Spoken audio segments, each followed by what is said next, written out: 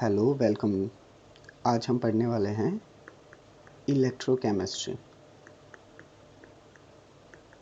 Guys, ये जो electrochemistry है आप देख सकते हैं कि ये दो पार्ट्स में डिवाइड है, इलेक्ट्रो एंड केमिस्ट्री। इलेक्ट्रो यानी electricity and chemistry means chemical reaction. Okay, now अगर मैं इलेक्ट्रिसिटी की बात करता हूँ तो इलेक्ट्रिसिटी में हमें रेजिस्टेंस देखने के लिए मिलता है, कंडक्टेंस देखने के लिए मिलता है ना।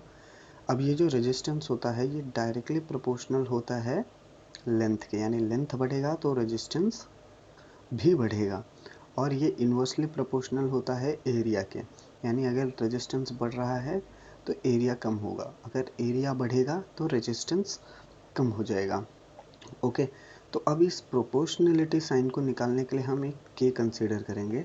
ओके, ये के क्या करेगा, ये क्या करस्पॉन्ड करता है, देखिए कि R इज इक्वल टू के, या आप रो भी ले सकते हैं, मेनली समटाइम हम रो कंसीडर करते हैं, लेंथ अपॉन एरिया। ओके, तो ये हो गया हमारा रेजिस्टेंस का फॉर्मूला। अब ये जो है ये इसे कहते हैं स्पेसिफिक रेजिस्टेंस। स्पेसिफिक रेजिस्टेंस क्या होता है, देखिए अभी मैं इसे ही रीअरेंज करूँगा तो देखिए मुझे क्या मिल जाएगा, मुझे मिलेगा कि मेरा रेजिस्टेंस इनटू एरिया हो जाएगा और डिवाइड बाय लेंथ, जिसकी वजह से मुझे एक स्पेसिफिक कंडक्टेंस यानी कि रो मिल जाएगा। स्पेसिफिक अगर मैं कंडक्टेंस की बात करूँ, ये है हमारा स्पेसिफिक रेजिस्टेंस मिल चुका है। अब देखिए अगर मैं कंडक्टेंस की बात करूँ तो कंडक्टेंस इसका अपोजिट होता है। कंडक्टेंस ये डायरेक्टली प्रोपोर्शनल होता है एरिया के और इन्वर्सली प्रोपोर्शनल होता है लेंथ के। इस प्रोपोर्शनलिटी साइन को रिमूव करने के लिए हम क्या करेंगे, हम यहाँ पे एक कांस्टेंट ले लेंगे। अब ये कांस्टेंट आपका सी, स्मॉल सी, या आप के भी ले लीजिए, नो इशू। सपोज मैंने यहाँ पे ले लिया के बाय ए बाय एल। अब ये क्या है, ये है मेरा स्पेसिफिक कंडक्टेंस।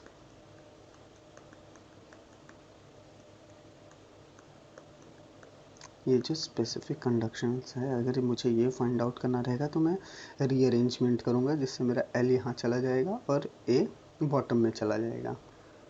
चलिए देखते हैं कैसा होगा, यानी सी मल्टीप्लाई बाय एल हो जाएगा और डिवाइड बाय ए हो जाएगा, जिससे कि मुझे के मिल जाएगा, जो कि है मेरा स्पेसिफिक कंडक्टेंस। नाउ अब हम थोड़ा आगे बढ़ते हैं। ये इलेक्ट्रोकेमिस्ट्री क्या है पहले ये समझ लेते हैं। इलेक्ट्रोकेमिस्ट्री एक्चुअली में एक ब्रांच है फिजिकल केमिस्ट्री की। तो मैं बोल सकता हूँ electrochemistry is branch of physical chemistry. यहाँ पे देखिए ये ब्रांच है फिजिकल केमिस्ट्री की। ओके, ये डील करता है, यानी it's deals with the study, यानी इसमें हम ये पढ़ने वाले हैं स्टडी ऑफ इंटरैक्शन। क्या इंटरैक्शन होता है, इंटरैक्शन या inter relation between charge and electricity. Charge and electricity यानी मेनली इलेक्ट्रोकेमिस्ट्री है, ये एक ब्रांच होता है फिजिकल केमिस्ट्री का जो डील करता है study of interaction between the charge and electricity. इसमें क्या होता है कि जो केमिकल एनर्जी है, सपोज इलेक्ट्रोकेमिस्ट्री में टू थिंग्स बहुत इंपॉर्टेंट है आपको ये समझना, कि सबसे पहले इसमें जो केमिकल एनर्जी है वो कन्वर्ट हो जाती है, is converted into the electrical energy. ये कन्वर्ट हो गई है इलेक्ट्रिकल एनर्जी में ना। और सेकंड थिंग क्या होता है, जो इलेक्ट्रिकल एनर्जी रहता है, इलेक्ट्रिकल एनर्जी ये कन्वर्ट हो जाती है, कन्वर्टेड इनटू केमिकल एनर्जी,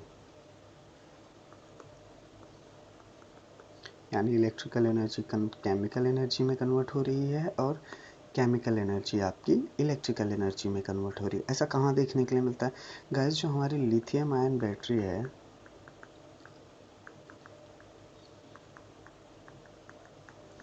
इसमें ये प्रोसेस होता है।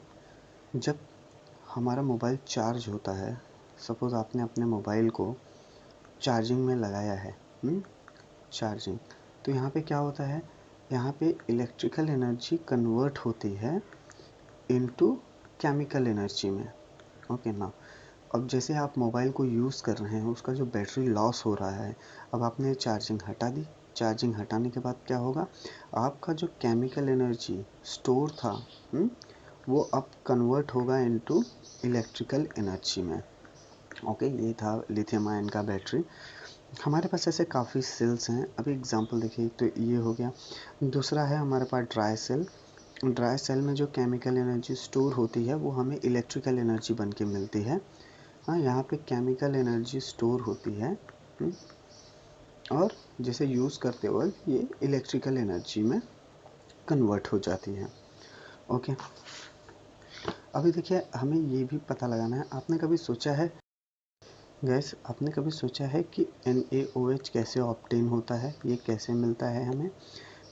हमने NaCl ले लिया, अगर मैं NaCl का इलेक्ट्रोलिसिस करूं तो मुझे जो प्रोडक्ट मिलेगा वो होगा NaOH। NaOH मुझे NaCl के इलेक्ट्रोलिसिस करने पे ऑब्टेन होगा। नाउ अब देखिए इसका और दूसरा एप्लीकेशन क्या है। जो इलेक्ट्रोकेमिकल है यानी इलेक्ट्रोकेमिस्ट्री है, इसका यूज़ होता है, यूज़ एज इलेक्ट्रो रिफाइनिंग में। Electro refining, guys electro refining क्या होती है? इलेक्ट्रो रिफाइनिंग यानी प्यूरिफिकेशन ऑफ मेटल्स।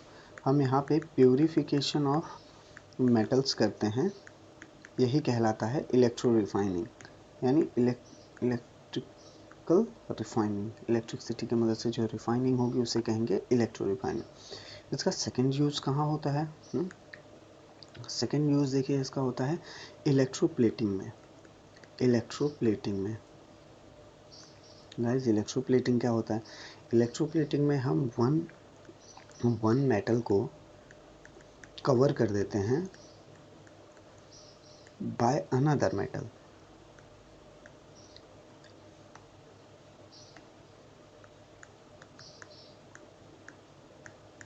इसे कहते हैं इलेक्ट्रोप्लेटिंग, यानी आपने एक मेटल के ऊपर दूसरे मेटल की कोटिंग कर दी, कवर यानी कोटिंग कर दी, उसे कहेंगे इलेक्ट्रो रिफाइनिंग।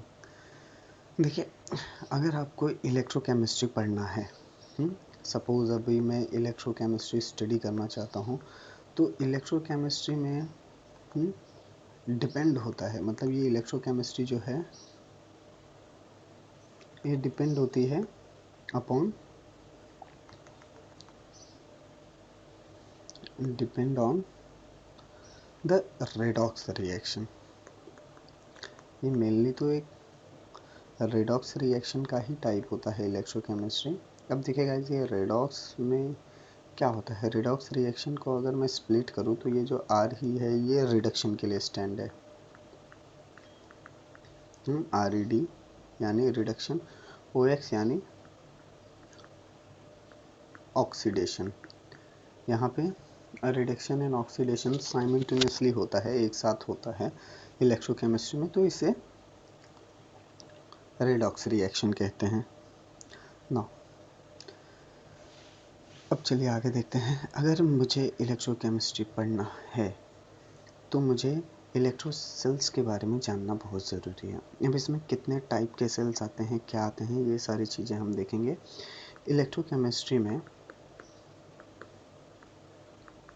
सबसे पहले आपको देखने के लिए मिलेगा इलेक्ट्रोकेमिकल सेल। अब इलेक्ट्रोकेमिकल सेल दो टाइप के होते हैं, एक होता है इलेक्ट्रोलाइटिक सेल और दूसरा होता है गैल्वेनिक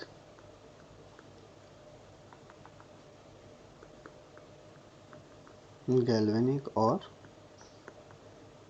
वोल्टाइक सेल्स होते हैं यहाँ पे। ओके ना, इलेक्ट्रोकेमिकल सेल पढ़ने के बाद हमें इम्पॉर्टेंट चीज़ें और क्या इस लेसन में देखने के लिए मिलेंगी, जैसे इलेक्ट्रोड पोटेंशियल्स। क्या होता है इलेक्ट्रोड पोटेंशियल्स, ये भी इलेक्ट्रोकेमिस्ट्री में काफ़ी इम्पॉर्टेंट है। तो हमें electrode potentials and cell potentials पे भी को भी अच्छे से अंडरस्टैंड और स्टडी करना पड़ेगा। फिर हम देखेंगे रेफरेंस सेल्स क्या होते हैं, इन्हें कहते हैं रेफरेंस सेल्स। कॉमन टाइप के और कुछ कॉमन टाइप के सेल्स हैं जो कॉमनली यूज़ होते हैं, ये भी इलेक्ट्रोकेमिकल के ही पार्ट हैं।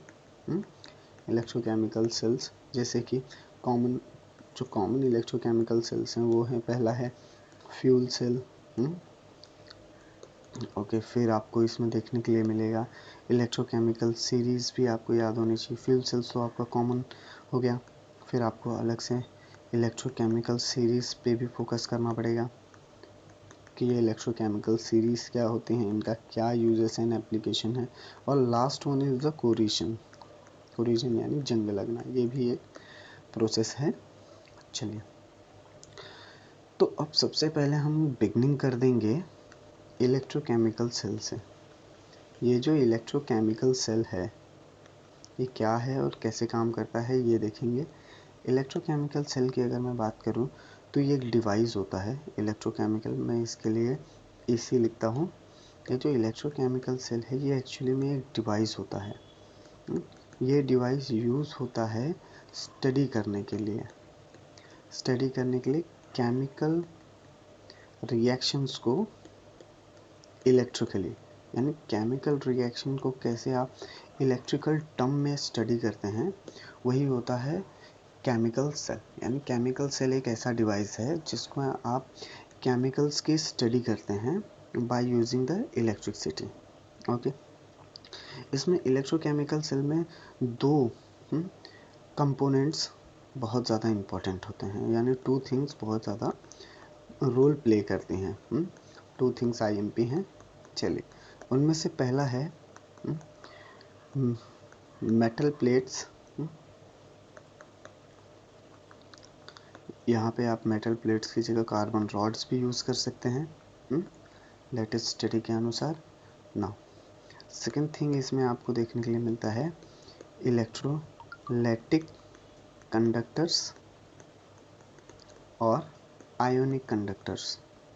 इसमें आपको दो कंडक्टर्स के बारे में पढ़ना रहता है। दो चीज़ें बहुत ज़्यादा इंपॉर्टेंट है गाइस, याद रखिएगा। ये दो चीज़ें अगर आपके पास हैं तो ही आपका इलेक्ट्रोकेमिकल रिएक्शन हो सकता है। इन लोगों को इलेक्ट्रॉनिक कंडक्टर्स भी कहते हैं।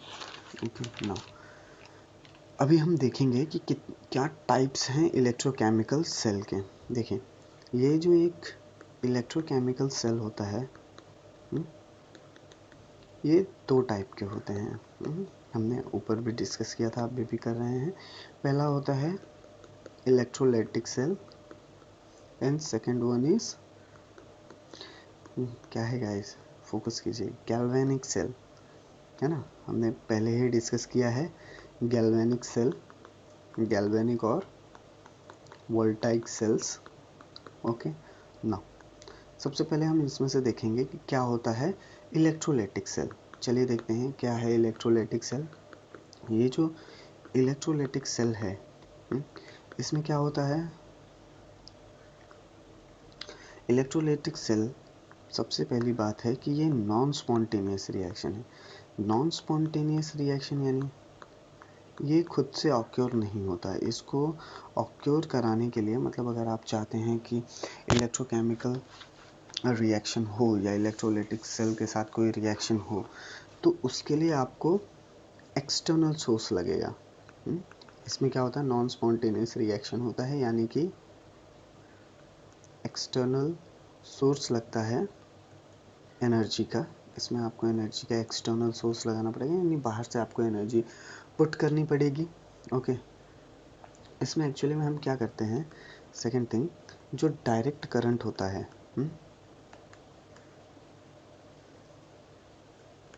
जो डायरेक्ट करंट है उसको हम पास करते हैं थ्रू द सॉल्यूशन, सॉल्यूशन यानी इलेक्ट्रोलाइटिक सॉल्यूशन से, इलेक्ट्रोलाइटिक सॉल्यूशन से मैंने डायरेक्ट करंट को पास किया, तो रिजल्टेंट मुझे क्या मिला, जो इलेक्ट्रिकल एनर्जी थी वो इलेक्ट्रिकल एनर्जी कन्वर्ट हो गई है, ये कन्वर्ट हो जाती है इनटू द केमिकल एनर्जी में। इलेक्ट्रिकल एनर्जी आपकी किस में कन्वर्ट हो गई, केमिकल एनर्जी में। ये कहाँ पे हुआ, कौन से केस में आपका इलेक्ट्रिकल एनर्जी केमिकल एनर्जी में कन्वर्ट होता है, in the case of the electrolytic cell. अगर आप इलेक्ट्रोलाइटिक सेल्स के बारे में पढ़ रहे हैं तो ही आपका इलेक्ट्रिकल एनर्जी कन्वर्ट होगा केमिकल एनर्जी में। ओके, और ये एक नॉन स्पॉन्टेनियस रिएक्शन है, यानी नॉन स्पॉन्टेनियस यानी आपको external source of energy input करनी पड़ती है। चलिए अब देखते हैं थर्ड थिंग इम्पोर्टेंट क्या है, कि आपके पास इलेक्ट्रोड्स होते हैं। इलेक्ट्रोड्स किसी भी सेल में होता है, दो इलेक्ट्रोड्स होते हैं, एक होता है एनोड इलेक्ट्रोड और दूसरा होता है कैथोड इलेक्ट्रोड। इलेक्ट्रोलाइटिक सेल में आपका जो एनोड होता है ये क्या होता है, पॉजिटिव टर्मिनल होता है। ओके और कैथोड यहाँ पे आपका रोल प्ले करता है एक नेगेटिव टर्मिनल की तरह। चलिए मैं आपको डायग्राम बना के समझाने की कोशिश करता हूँ।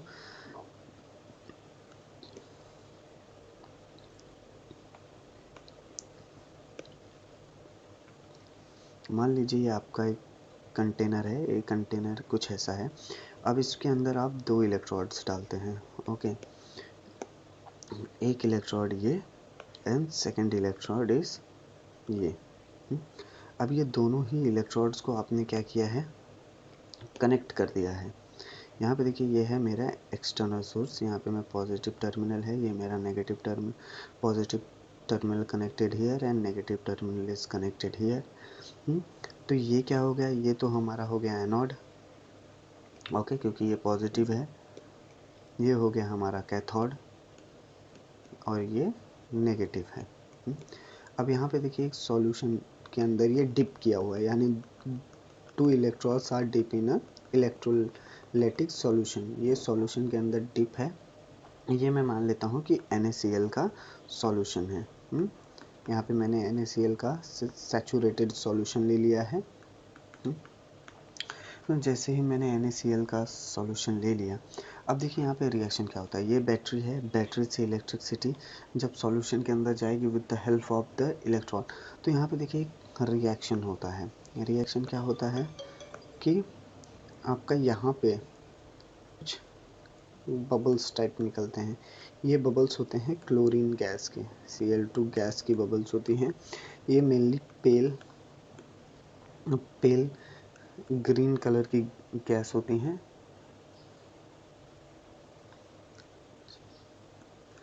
पेल ग्रीन कलर की गैस होगी। ये रिमूव होती है आपके एनोड से। ओके, कैथोड पे क्या होता है, यहाँ पे ना डिपॉजिट होता है, सोडियम फ्यूज हो जाता है, यानी Na फ्यूज्ड स्टेट में आपको मिलेगा, सॉलिड Na मिलता है। ओके ये कैसा होता है, ये सिल्वरी वाइट होता है, सिल्वरी वाइट कलर का होगा।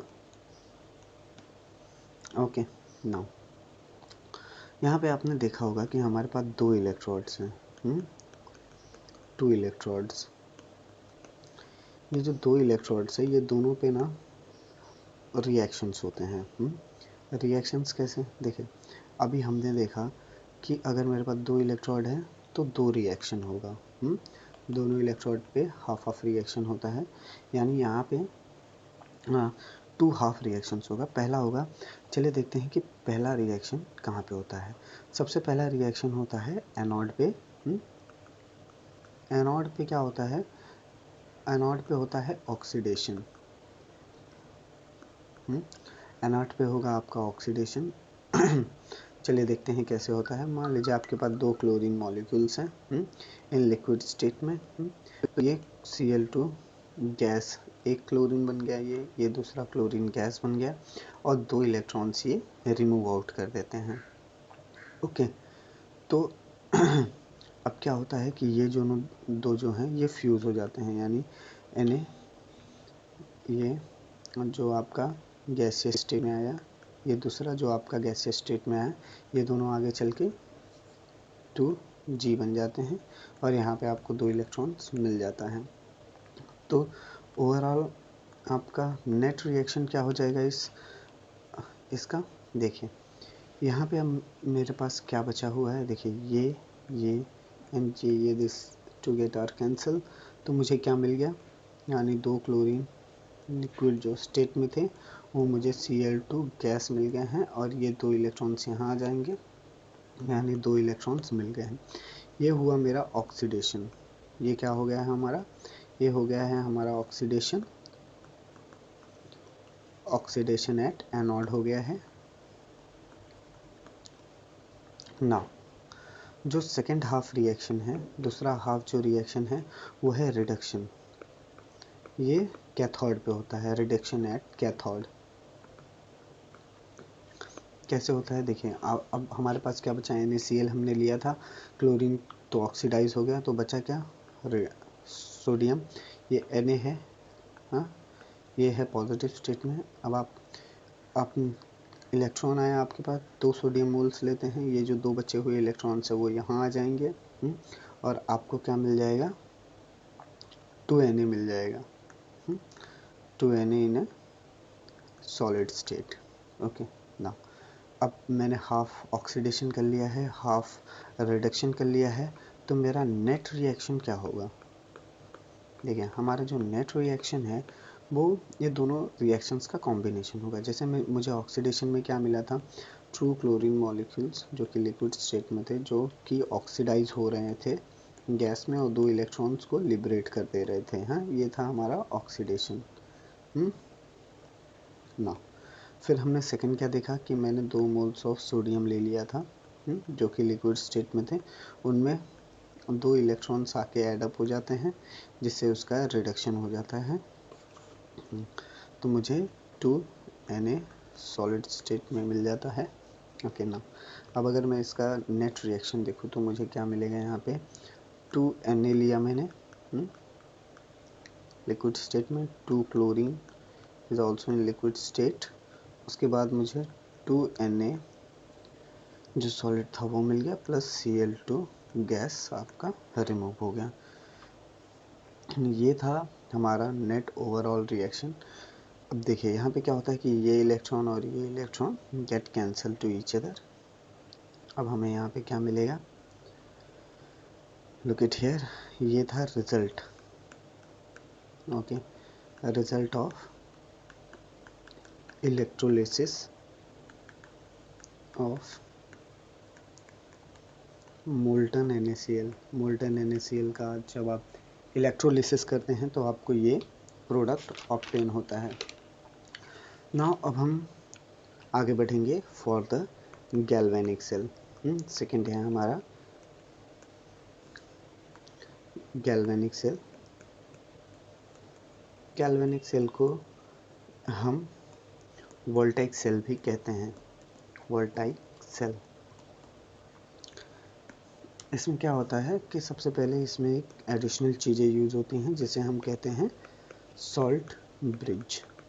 ये सॉल्ट ब्रिज क्या होता है, ये एक्चुअली में एक यू शेप का ट्यूब होता है, ओके। इस यू शेप के ट्यूब के अंदर मैं सैचुरेटेड सॉल्यूशन डालता हूँ। ये सैचुरेटेड सॉल्यूशन किसका होता है, KCl का, ओके, और या तो NH4NO3 होगा, एंड 50% इसमें क्या होता है अगर सॉल्यूशन ना। ये जो सॉल्यूशंस हैं ये रिएक्ट नहीं करते, यानी नो रिएक्शन विथ आयंस, या आयंस के साथ कोई रिएक्शन नहीं करते, और and no reaction with electrode, और ये किसी इलेक्ट्रोड के साथ भी, यानी ये मेरे एनोड या कैथोड के साथ भी कोई रिएक्शन नहीं करते हैं। ये ना ही नाइदर रिड्यूस होंगे और नॉर ऑक्सीडाइज होंगे, ना ये ऑक्सीडाइज होंगे और ना ही ये रिड्यूस होंगे। ये सॉल्ट ब्रिज का यूज़ करते क्यों हैं हम? सॉल्ट ब्रिज क्या करता है, हमें इलेक्ट्रिकल कांस्टेंट होता है, ये प्रोवाइड करता है, इलेक्ट्रिकल कांस्टेंट प्रोवाइड करता है, यानी एक इलेक्ट्रिक कांस्टेंट मैनर्स में प्रोवाइड करता है। किसके बीच में? ये जो इलेक्ट्रिकल कांस्टेंट होता है ये बिटवीन टू सॉल्यूशंस, दो सॉल्यूशंस के बीच में ये इलेक्ट्रिकल कांस्टेंट मेंटेन करता है। ओके, एंड ये क्या करता है, कंप्लीट करता है सर्किट को। यानी जो भी आपका सर्किट है उसे कंप्लीट कर होगा with the help of the salt bridge, complete the electrical circuit. जो भी आपका इलेक्ट्रिकल सर्किट है उसे ये कंप्लीट कर देगा। नाउ ये और क्या करता है, ये प्रिवेंट करता है मिक्सिंग ऑफ टू सॉल्यूशंस, यानी ये प्रिवेंट करेगा दो सॉल्यूशन को आपस में मिक्स होने से, prevent of mixing two solutions as you can see. Third, ये इलेक्ट्रिकल न्यूट्रलिटी प्रोवाइड करेगा। ओके, ये क्या करेगा, ये इलेक्ट्रिकल न्यूट्रलिटी प्रोवाइड करेगा इन बोथ द सॉल्यूशंस, आपके दोनों ही सॉल्यूशंस में ये इलेक्ट्रिकल न्यूट्रलिटी प्रोवाइड करेगा। ओके, चलिए देख लेते हैं क्या होता है। मान लीजिए मैंने एक बिकर लिया है, यहाँ पे मैं एक बिकर रिएक्शन सेंस तैयार कर देता हूँ। यह है मेरा बिकर के अंदर मैंने क्या ले लिया है, मैंने यू शेप का ट्यूब ले लिया है। इसे क्या कहेंगे, यही है सॉल्ट ब्रिज।